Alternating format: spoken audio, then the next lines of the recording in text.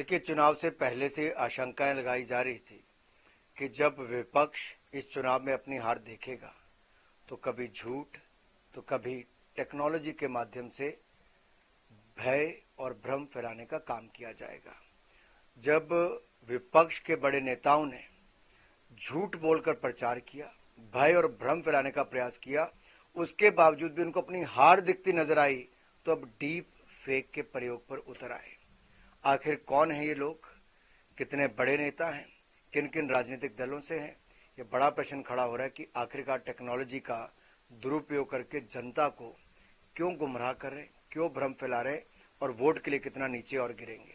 जी sir, Rahul Gandhi लगातार दो चीजों पे क्वेश्चन कर रहे हैं। एक कर रहे हैं कि 400 पार वाला, एक सिर्फ इन दोनों इश्यूज को कैसे देख रहे हैं? देखिए, कांग्रेस पार्टी ने तो लोकतंत्र की हत्या की है इमरजेंसी लगाकर। श्रीमती इंदिरा गांधी जी ने, कांग्रेस ने संविधान को कई बार संशोधन किया, 62 बार से ज्यादा संशोधन किया, नेहरू जी से लेके डॉक्टर मनमोहन सिंह जी के समय तक किया। और इन्होंने संविधान निर्माता डॉक्टर भीमराव अंबेडकर जी को अपमानित, प्रताड़ित और पॉलिटिक्स से बाहर किया, चुनाव हरवाए। यहां नरेंद्र मोदी जी की सरकार ने तो बाबा साहब अंबेडकर के नाम पे पंचतीर्थ बनाया, संविधान दिवस मनाया, उनके जन्म जयंती पर राष्ट्रीय अवकाश घोषित करना, SC ST को फसल बीमा योजना में 71% लाभार्थी हैं, PM किसान सम्मान निधि में 80% हैं, मुद्रा योजना में लगभग 51% से ज्यादा हैं। प्रधानमंत्री मोदी की सरकार में तो SC ST OBC को उनका हक मिला, OBC को संवैधानिक दर्जा कमीशन को मिला। हमने अगर बदलना होता तो 10 साल में बदल दिया होता। ना नरेंद्र मोदी जी के मन में कोई इच्छा थी, ना है। नरेंद्र मोदी जी ने तो पहले दिन एक सर झुकाया संसद की पहली सीढ़ी पर, दूसरा सर झुकाया अपना संविधान पर जो बाबा साहब अंबेडकर ने दिया है। कांग्रेस को पीड़ा इस बात की हो रही है कि 10 साल मोदी जी ने देश का मान सम्मान कैसे बढ़ा दिया, और अब ये विपक्ष जो भ्रष्टाचार के गंभीर आरोपों में घिरा है, अलग थलग पड़ा है, ना नेता ना नीति और ना नीयत एक है, उनको अब डर सता रहा है कि हार कैसे होगी तो उससे बचा कैसे जाए। सर, इलेक्शन जैसे जैसे आगे बढ़ रही जो है डिस्कशन बढ़ता जा रहा है। पहले राहुल वायनाड गए, फिर अमेठी आए, फिर अमेठी से वायनाड, इस तरह से चक्कर मारे। फाइनली प्रियंका गांधी का जो कंफ्यूजन चल रहा था, उन्होंने बोला कि मैं चुनाव में लड़ूंगी। देखिए, ये कांग्रेस पार्टी को तय करना है किसको टिकट देनी, किसको नहीं देनी। कहीं से भी लड़ेंगे, हार निश्चित है। मेरा केवल इतना कहना है कि कम से कम झूठ की राजनीति ना करें। ये जो कहते हैं कि कोटा खत्म कर देंगे SC ST का, OBC का, ये बिल्कुल झूठ है।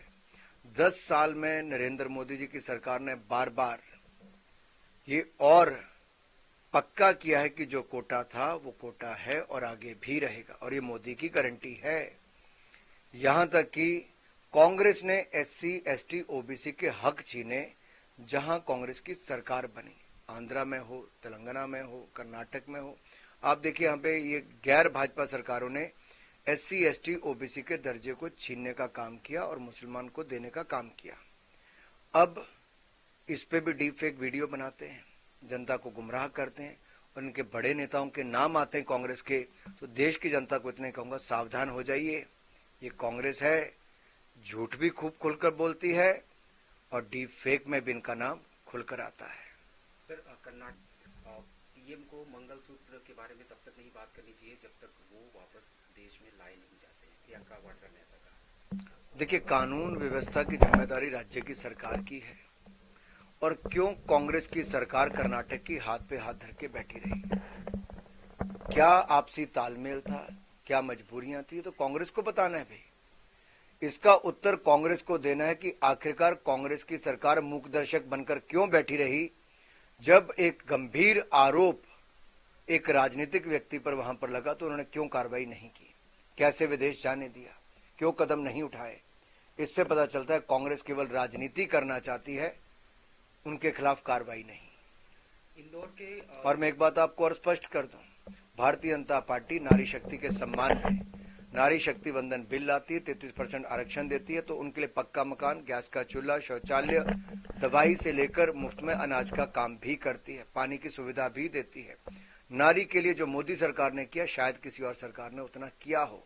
और हम आज भी कहते हैं, आरोपी के खिलाफ कड़ी से कड़ी कार्रवाई हो, कानून उसके ऊपर अपना काम करे, लेकिन कांग्रेस उससे दूर भागती नजर ना आए। प्रोपेगेंडा केवल काम से नहीं चलेगा, कार्रवाई करे कांग्रेस की सरकार। इंदौर के कांग्रेस ये कदम उठाना, देखिए, कहीं कांग्रेस के लोग नामांकन भरने के बाद नाम वापस ले रहे हैं, कहीं नामांकन भरने के लिए तैयार नहीं हो रहे। ये कांग्रेस के दिग्गज नेताओं से लेकर उनके कार्यकर्ताओं तक, उनके पार्टी के उम्मीदवारों तक है। ये आज कांग्रेस के और विपक्ष की हालत है कि चुनाव से भागती कांग्रेस नजर आ रही है। संदेश खाली मामले के मामले में सरकार पार्टी बनना चाहती है। देखिए, ऐसा लगता है कि वहां शाहजहां शेख का इतना दबाव शायद ममता बनर्जी पर ऐसे लोगों का है कि जो महिलाओं को अपमानित, प्रताड़ित भी करते हैं, उनकी जमीनों पर कब्जा करते हैं, उनकी इज्जत के साथ खिलवाड़ करते हैं।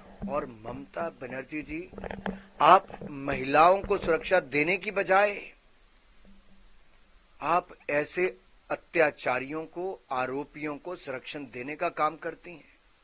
ऐसी कौन सी मजबूरी है कि तुष्टीकरण की राजनीति के चलते आपको ऐसे लोगों को बचाना पड़ता है जो अत्याचारी भी हैं, भ्रष्टाचारी भी हैं और गंभीर मामलों में आरोपी भी हैं। ये दिखाता है कि वोट बैंक के लिए विपक्ष किसी भी स्तर तक गिरेगा, चाहे वो पश्चिम बंगाल हो या कर्नाटक हो। कर्नाटक का नाटक भी खत्म नहीं हुआ जब कांग्रेस के ही काउंसलर की बेटी की दिन दिहाड़े गला रेतकर हत्या कर दी गई। काउंसलर पिता को भी कांग्रेस की सरकार से न्याय की कोई उम्मीद नहीं थी, उन्होंने सीबीआई जांच मांगी। ये दिखाता है कि कानून व्यवस्था कर्नाटक में चरमरा गई है, कांग्रेस कदम उठाकर राजी नहीं है और इस तरह के आरोपी खुले में घूम रहे हैं। Thank you.